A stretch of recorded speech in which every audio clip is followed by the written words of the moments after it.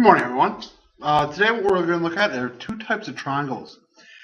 Two types of right triangles. They're special because they are very common and because there's a special relationship in both of these.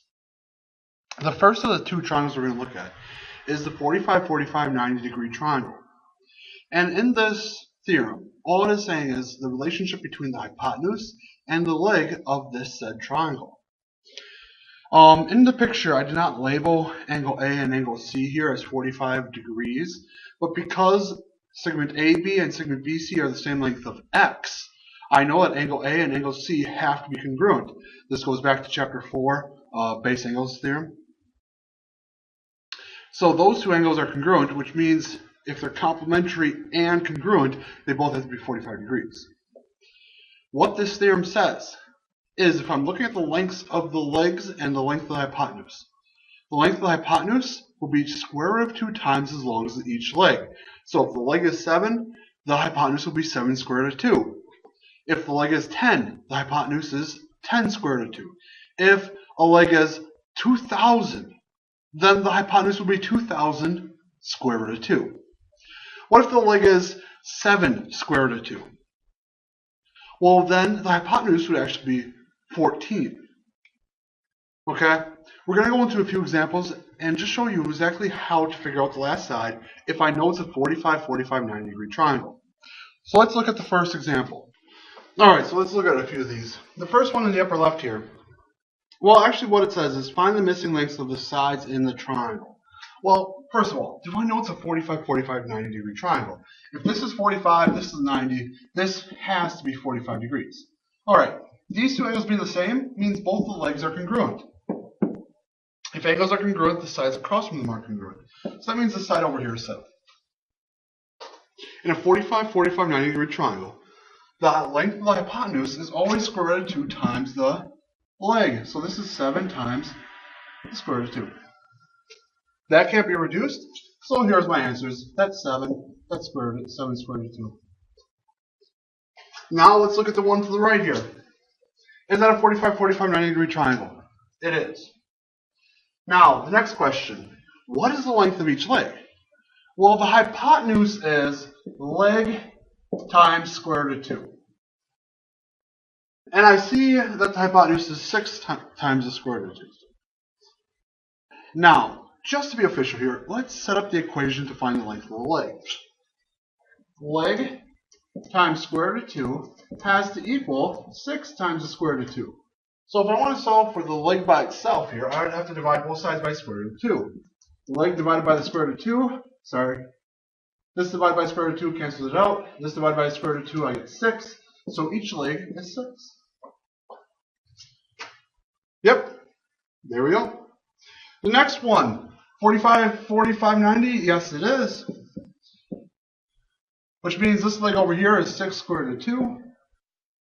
And the hypotenuse is 6 square root of 2 times the square root of 2. Well, square root of 2 times the square root of 2, that is 2. So this is 6 times 2, or 12. Alright, and the last example over here, it is a 45-45 90-degree triangle. That I know. Again, I see I have the hypotenuse. I'm looking for the legs. Well, the hypotenuse is, again, leg times square root of 2 equals the hypotenuse, 14. I'm looking for the leg. So divide both sides by square root of 2. And all of a sudden, I get this answer. We don't like radicals in the denominator. Remember, radicals are anything under the square root. So square root of 2 is a radical. So, to get rid of radicals in the square root, what I have to do is multiply the top. I have to multiply the whole number by 1. And to do that, I'm going to multiply the bottom and top of this fraction by square root of 2. That's just a unique form of 1. What does that cause to happen though? Leg equals 14 times the square root of 2. Nothing changed on the top really.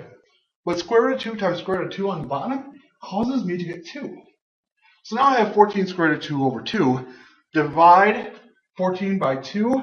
I get my leg to be 7 square root of 2. So this is 7 square root of 2. This is 7 square root of 2. And there we go. These are really the toughest you'll see for a 45, 45, 90 degree triangle. This is actually pretty nice. We can solve these triangles fully just by knowing their angles and knowing this relationship between the hypotenuse and the leg. And if you know one side of a 45, 45, 90 degree triangle, you've got it all. So, this is something you should memorize. The next example, it says find all unknown information for the right triangle. So, let me redraw everything here, and we're going to try and solve for every single piece of information, which means we're going to look for angles, we're going to look for side lengths, everything. Alright, so for the first triangle here, in the upper left, I notice that it's an isosceles right triangle, which means the angles across here have to be equal. If I don't know what they are, I'm going to call them x. I know that all three angles add up to be 180. So x plus 90 equals 180. 2x plus 90 equals 180. 2x equals 90. X equals 45. And I notice that even if I didn't know it, this has to be 45 degrees. So if you see that you have isosceles right triangle, you know that the two angles are 45 degrees, both of them. And now that it's a 45, 45, 90 degree triangle, I know the hypotenuse is just my leg times the square root of 2. And you can't simplify this, so you're done. Over here, 45, which I automatically know this means it's also 45 over here, because it's a 45, 45, 90 degree triangle. Which then tells me the legs are congruent, so that tells me this is 65. And the hypotenuse is just the leg times the square root of 2. There, I've got all the information. Alright, this one's a little bit trickier. I think I'm going to have to use the Pythagorean theorem here. So, a squared, I don't know, that's blank. B squared is 6 square root of 2 squared, and that should equal 12 squared. A squared stays as a squared, but this becomes, well, the square of 6 is 36. Square of square root of 2 is 2, and that should equal 144 over here. So a squared plus 72 equals 144. A squared equals 72. A equals the square root of 72. And if you do not see this coming, a equals the square root of 36 times the square root of 2. A equals 6 square root of 2. You might not be surprised to say, oh, that's the other information over here. But if you weren't 100% sure, that's what you'd have to do. Now, quick check. If I have a right triangle, and this side and these two sides are what I'm given. If I can multiply this side, 6 times the square root of 2, and multiply by the square root of 2, and I get this number, I know it has to be a 45, 45, 90 degree triangle. It does end up being that here. But my check would have been this, and if I actually get 12 out of it, which is what I have there, then I'm going to say works. If I don't get 12, I'm going to say it's not a 45, 45, 90 degree triangle. So let's just look at the next example to see what I'm talking about. This here. If I look, is this 9 square root of 2, the leg, times the square root of 2? Well, square root of 2 times square root of 2 is 2. 9 times 2 is 18. That is the number I'm looking for. So this has to be a 45, 45, 90 degree triangle. This is 45, this is 45, and this has to be 9 square root of 2, my other leg. Alright, instead of having to go through all this work to get to what I already know is going to happen, just verify that this is the leg times the square root of 2, and you're good to go. Alright, so this is a special triangle filling in all the information. So, this is going to be a nice shortcut for you to do.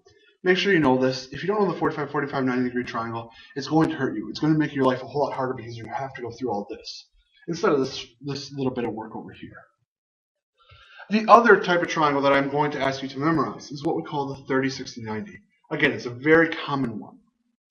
The theorem just tells me the relationship between the sides of a 30, 60, 90 right triangle. The shortest side will always be, let me rephrase that. The hypotenuse will always be twice the shortest leg. So whatever the shortest leg is, that will always be half of the hypotenuse. The hypotenuse will always be double the shortest leg. the longest leg will always be square root of 3 times the shorter leg. And let's take a few looks at what this might look like. So, what if I gave you a triangle like this? Or triangles like these? What you're going to have to do is use the rules for a 30, 60, 90 right triangle. So the first thing you're going to ask is, do I have a 30, 60, 90 right triangle? If yes, you can use this. If no, then you can't. Alright, so let's just look at the upper left-hand triangle here first. First question, is it a 30, 60, 90? Well, it's 60, 90, so yeah, it is the 30, 60, 90. Now the next question I ask myself is, which is the shortest leg? Because my two rules, the hypotenuse is 2 times the short leg. And the long leg is equal to the short leg times the square root of 3. Those are my two rules. I'm going to be using them.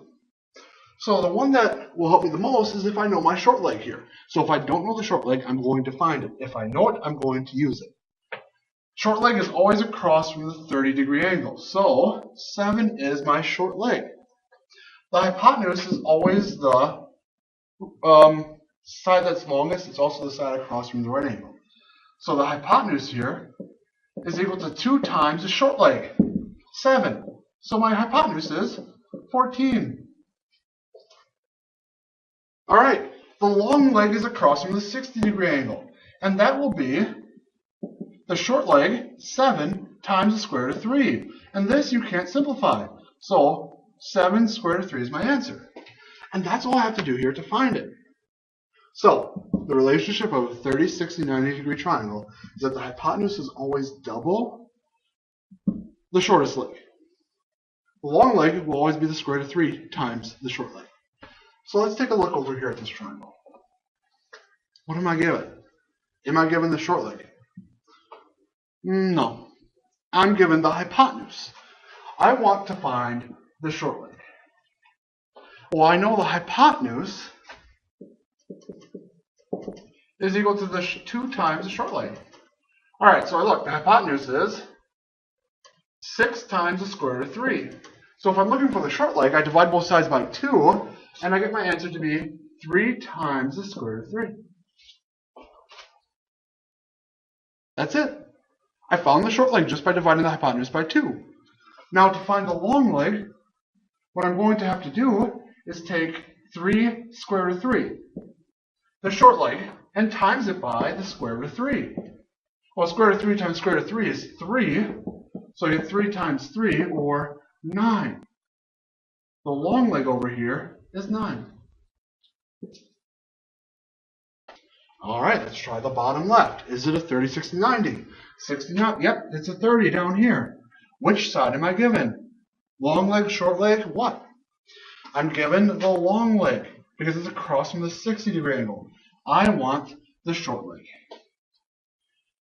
So, this here has a relationship with the short leg. Long leg equals short leg times the square root of 3. So I look, the long leg is 8 square root of 3, so I'm going to plug in 8 square root of 3 for this equation. Divide both sides by square root of 3, the short leg has to be 8. So I put 8 over here. So, the long leg, is that the short leg times the square root of 3? Yeah, that's 8 square root of 3. Alright, now the hypotenuse is 2 times the short leg. The short leg is 8. So let's replace short leg here with 8. 2 times 8. So the hypotenuse here is 16. This isn't that hard. I mean, I could be doing Pythagorean theorem. There's a few other things I could be trying. But honestly, knowing the 30, 60, 90 and the 45, 45, 90 triangle, you get a lot cut out quickly and you can fill in all the information. Let's look at the last one. Which leg am I given? Well, 30 ends up being here, 30, 60, 90. That is the short leg. Hypotenuse is 2 times the short leg, so 2 times this is 28 square root of 3. The long leg is this times the square root of 3. Oops, my bad. 42.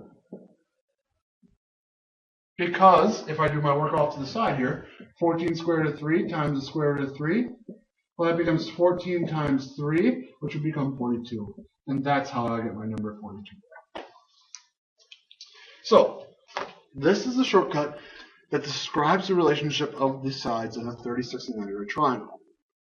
The reason we know this is because of somebody somewhere did a lot of work for us and came up with this relationship. They saw that this was always happening, so they said, hey, it's a good rule to memorize. Not only that, we see this a lot. 60 degrees, where could I possibly see that? You know what? I think I know. Let's look at the next example. You are trying to make a logo for a group you are involved in. The shape you made is roughly an equilateral triangle. Equilateral triangle. Ooh, that's the angles with, it's an equal angular triangle also. And that means all the angles of that triangle is 60 degrees. Oh, I bet I know where this 3069 is going to come in now. So, first step whenever you're reading something like this is to draw the shape. I need to draw an equilateral triangle. So, drawing the shape, I get an equilateral triangle, or at least close enough that we're going to accept it. You know that each edge of the logo will be 8 inches. So you know each edge is 8 inches, 8 inches, and 8 inches. And you need to calculate how much material will be needed for the logo. How much material will be needed for the logo? And we'll move on for now. What is the area of the logo you have designed? How much material will you need? Alright, so what is the area of this? How am I going to find area? Well, let's think. Area of a triangle. Oh yeah, that's 1/2 base times height. I have the base, 8. I don't have the height. Oh, but the height here is the altitude. This is the right angle. This here is equal angular, so I know this is 60 degrees. And if I'm just looking at this part right here on the right side, this is a 30, 60, 90 right triangle. Whoa, hold on. 30, 60, 90? This side here, across, is the shortest side. This length here has to be half of this one, because the hypotenuse is double the short leg. So if I want to find the short leg here, it's half of it. 4. So what you're telling me is this is a bisector? Yeah, it is. It also bisects a segment. When you look at that. So that's 4 right there. Now I'm looking for the height, because I need that for my equation over here. Well, the height, I already know the short leg is 4, so the long leg is 4 times the square root of 3. Look at this. No Pythagorean theorem needed. I got this off the top of my head, and I'm ready to go. Knowing these type of triangles will save a lot of time. Alright, so the base is 8, the height is 4 square root of 3, the area is going to be 1/2 times 8 times 4 square root of 3. Area equals 1/2 of 8 is 4, 4 times the square root of 3, area is 16 square root of 3, and I could honestly leave my answer in inches squared here. That'd be fine with me. However, it might not be a bad idea just to quickly punch it in a calculator, because in this case, if you're looking for an area, you're probably looking for a closer number than just 16 squared root of 3. I get 27.7. That's all really for this section here. You need to be able to use these special right triangles. Know when to identify them quickly. Whenever you're dealing with the right triangle and you see a 45 degree angle or a 60 degree angle or a 30 degree angle, right away be thinking of these triangles, because they'll save you a lot of time if you know the relationship. Remember, for a 45, 45, 90 degree triangle, the hypotenuse is the leg times the square root of 2. That's the relationship. Remember, for 30, 60, 90, the hypotenuse is 2 times the short leg. And the long leg is the square root of 3 times the short leg. So, that's what you need to know. If you know it, it's going to be easy for you for this section. You're going to do just fine. If you don't know it, it's going to be rough because you still have the stuff to solve for it, but it's going to make your life a whole lot tougher to do. Alright, well that's all I have for now. Till next time.